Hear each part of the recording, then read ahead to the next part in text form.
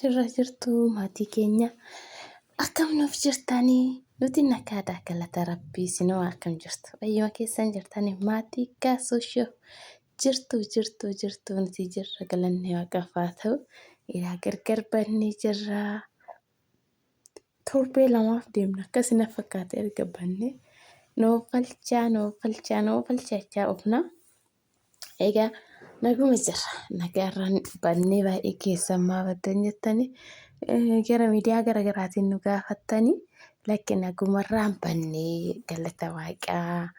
Egaa xiqqoo gaddi boonii obboleettii keenya booniis illee nutti dhaga'ameeti masaanii jenne egaa miidiyaarraa banne yeroo tokko yoo ilaallee jenne miidiyuma kana osoo hojjechuu baatanii baay'ee teessu nama jala dhugaa dubbachuudhaaf maaliif egaa namni gaarii namni boru. Dakanatti neenne yoo akkana ta'u garuu ani boonii dhugaa dubbachuudhaaf nama xiqqootti eegee miti yaadan nama guddoo kana asaabde natti fakkaanne egaa namni immoo yooda guddinni asuma miidiyaa irratti xiqqinnis asuma irratti namni beeksisa ol caala namni namummaa isaatiin yaadanis ta'e waan hundaan ol caala.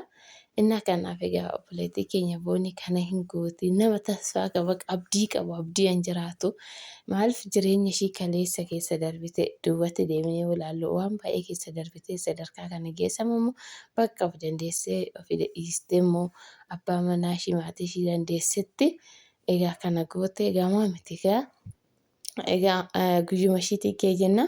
Sanarraa kana fe'umsi sinaguma irtasii yaanne dhugaa baay'ee si yaanne egaa akkuma beektan irrallee waan sin jaalattaniin dhufnee bal'atu yeroo hundaa egaa waan sin jaalattan fiddee dhufti isinis immoo nu jajjabeessu nu cinaa ejjeddaa laayikii godhaa sabskiraayibii nu godhaa nu guddisaa isiniin jenna. Egaa akkuma beekamu sa'aan kun warii aannaniitii kanumattuu ni beeksisaa alee jira. Lammaffaa garaa qabaa jechuudha. Garaa qabaa ammas garuu ji'a 8 keessa jira ni elmama. Egaa warii faranjii kun maal jedhan Oromoo keenya gowwaadhaa jedhan dhuguma akka guyyaa aluu sanitti uma elmama addaan hin citu aannan jechuudha garuu abbaan ofii yaadee jabbii garaa keessa jirtu saniif jedhee yoo addaan kute malee isaan addaan kutan beekan akka guyyaa jabbiin garaa gabbaatutti uma elmama zif jedhanii guyyaatti 2-3 elmama rachaalee warii faranjii guyyaa ganama sa'a tokko guyyaa sa'a 6-7 galgalaa jechuudha ni beektu. Warii faranjii baay'een isaanii akkasii amma kun hariimaa ji'a 8ti garuu inni elmama jechuudha. Abbaan warii kana addaan hin kunne egaa namni yoo bu'aa warii barate beektu guyyaa takkaafummaa nurraa hojjetaa jiran garuu immoo jabbii garaa keessanii mi'aamti yoo gabbaates garuu jabbiin warii faranjii hin ootu. Aannan harma hin ootu kuumatti elmaniiti kennuuf maaliif warii faranjii harma aannan sirriitti baa waan ta'eef jabbii yoo foote egaa jabbisa mi'a waan ta'eef kana elmanii xobaasuu jira.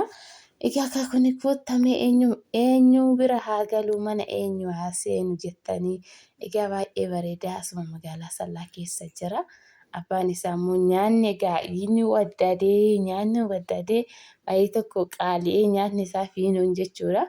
Kanaaf egaa amma hundumtuu kan manaa qabu gurgurachaa jira malee rakkina homaa hin qabu. Isaan fayyaalessaa warii manaati egaa homaa rakkina qabu bira deebisee immoo raada biraa jalaa qaba bichi kanatti tana gurgurata jira.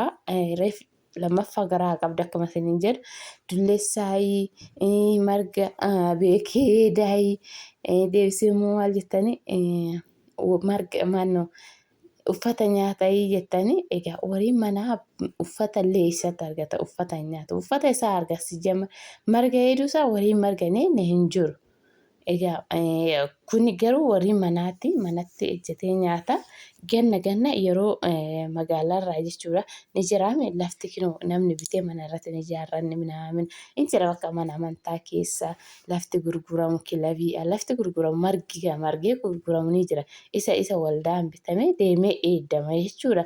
Sa'a kanaayyuu akkasii nan beeka deemee eeddamaa eedani keenyas amma nutis ganna gad baasna iddoo kilabii haa ta'u mana amantaa keessaa haa ta'u waldaan bakka tokkotti gurmoofnee binnee akkasitti seenanii eeganii jechuudha. Guyyaa 2-3 haa ta'u. Kanaaf waliin marganii inni hin jiru isiniin jechuu barbaadetanii maannoo carqii hin nyaatanii egaa amala immoo waa'ee amalaa waliin hunduu amalli isaanii bifaan garagara kun immoo amala qabeessa egaa waan hundumtuu guutuu harmi isaatis hunduun elmama jedhanii egaa akkasii isiniin jira. Anoon ofii kiyyaa ilmeen agarree inni elmama jedhan harmi hundumtuyyuu egaa namni hundi dhugaas hin dubbatu namni hundi sobas hin dubbatu kan dhugaas dubbatuma jira beektu taree jechuudha taree huma jira garuu jaalli gizee kana birruma mi'eeffate namni birruma jaalateeti egaa soba baay'isaa jira jechuudha.